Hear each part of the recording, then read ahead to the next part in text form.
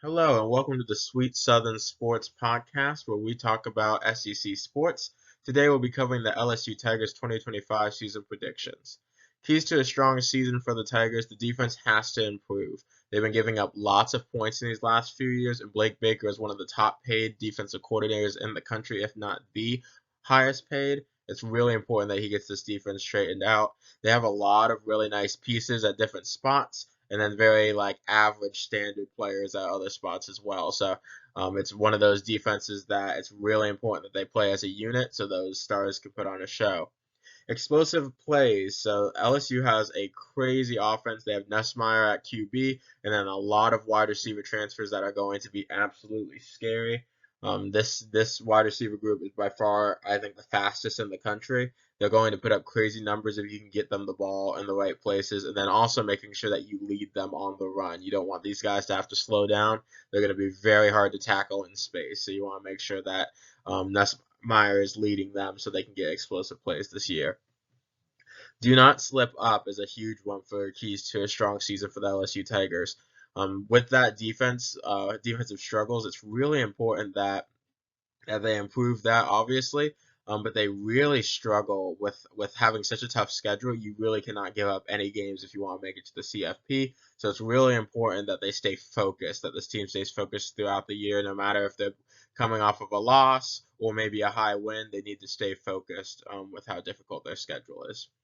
All right, so looking over at the schedule, they start off with at Clemson. This game will be gigantic. Everyone's been looking for the Battle of Death Valley, the Battle of the Tigers. You have Dabo versus Coach Kelly. There's just so much that's riding on this game.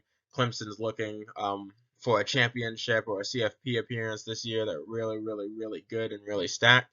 I do believe when it comes to it, though, LSU's offense has a lot to bring to the table, but I don't think it's going to be enough on the road at Clemson. So I do have them opening with a loss at Clemson. They then go on to play Louisiana Tech. Louisiana Tech will be a quick one for LSU. Coach Kelly in media days had shared that they are looking to do as many Louisiana teams as possible for those little games within the SEC schedule, trying to give back to the state. So I assume in the future, if Coach Kelly is the coach, that they're going to look quite a bit at adding those Louisiana teams. Versus Florida, I think this will be a battle. I think Florida will be healthy at this point in the year. They're coming off of two easy games in the beginning. LSU may even still be a little bit run down from the at Clemson battle. I do think DJ Lagaway goes into Death Valley and puts on a show, but they come up just a little bit short with that crowd. I do think LSU finds a way to win, but I think it will be close and a really, really good game. I think Florida and LSU are the teams that really have the most impact on the CFP as well as Oklahoma this year. Those three teams can make a gigantic difference in who we see. The Southeastern Louisiana team will get destroyed by LSU.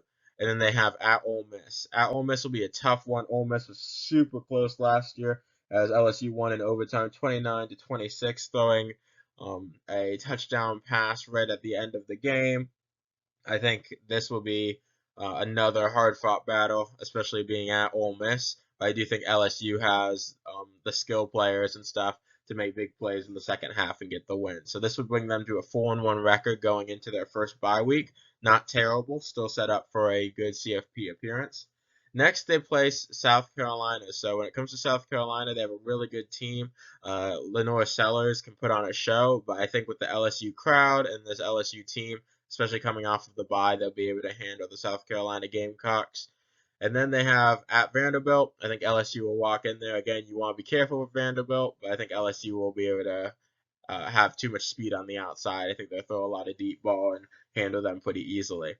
Versus Texas A&M is a big one. I think being at home, that's really the best advantage for LSU. Texas A&M really likes to run the ball a lot, so your hope is can you get up early enough um, that they have to kind of go away from that run game and then they have to start passing the ball, which is not their comfortability. I think that does happen. I think LSU comes out firing away. They get a decent lead and then force Texas A&M to play outside of their game.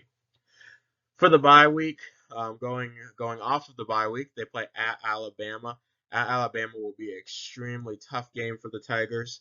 Um, Alabama's defense returns a lot this year, returning 8 starters, and then also returning 7 offensive players. I just think at Bama is really the thing that will swing this game. This could be another one of those classic Alabama LSU type games. It could turn shootout, or it may turn into even a defensive battle, possibly if those offenses stall out a little bit with just how good the defenses could step up. So when looking at it, I do think Bama gets the win. I think they handle it pretty good in the fourth quarter. But LSU, again, still very, very, very, very competitive at this point, sitting at 8-2. They are looking in good shape for the playoff. They're right on that borderline. And then they play Western Kentucky University, and that will be senior day. I think they'll handle them pretty quickly, as well as Arkansas. They'll go through them the week earlier. And then they play at Oklahoma. When it comes to Oklahoma, this could be one of the most important games of the year. The LSU Tigers are sitting at this point at 9-2.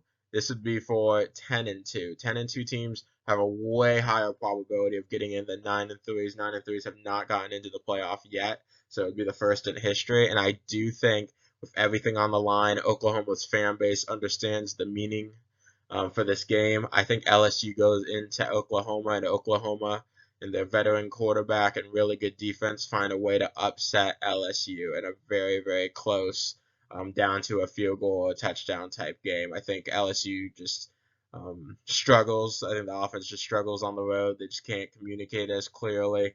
And Oklahoma makes some big plays with their veteran quarterback, bringing the record to 9-3, 6-2 in conference. I think the best case scenario is 11-1, and then the worst case scenario would be 6-6. That would just again be if the offense stalls, but they have such a tough schedule that it is possible. 9-3, pretty disappointing to most LSU fans as they're looking for that playoff, but not a terrible year. But again, right on that borderline. They could get into the CFP, but I feel like they could be on that first team out kind of spot. So it's one of those tough areas for the LSU Tigers. All right, well, thank you so much for watching this video. Please like and subscribe and look for more video content in the future.